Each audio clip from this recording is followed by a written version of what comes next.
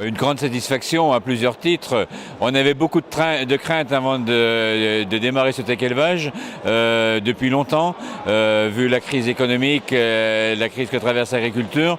La première question qu'on se posait, est-ce que les exposants vont répondre présent? Ils ont répondu présent. La deuxième, c'était est-ce que les éleveurs exposants répondront présent, notamment en lait? Oui, ils ont répondu présent et ils étaient vraiment intéressés d'y venir. Et après, c'était le public. Alors on a eu un petit peu moins de public, mais c'est général cette année sur l'ensemble des manifestations.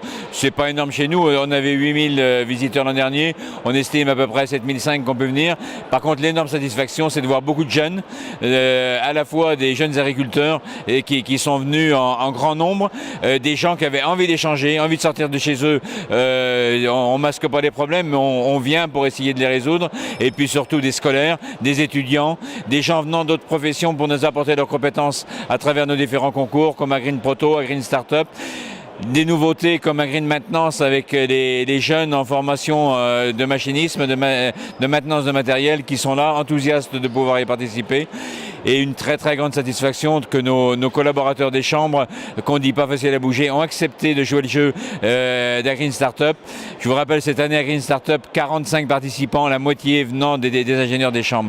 Et donc ça reste pour moi un bon cru, ce Tech Élevage 2016. On a déjà quelques idées de ce qu'on pourra faire l'année prochaine. Pour moi, j'ai déjà la tête dans la future réalisation. Mais la première chose à souhaiter à l'ensemble des agriculteurs, c'est qu'on le fasse dans de meilleures conditions économiques, qu'on soit enfin sorti de cette crise qui dure depuis des années.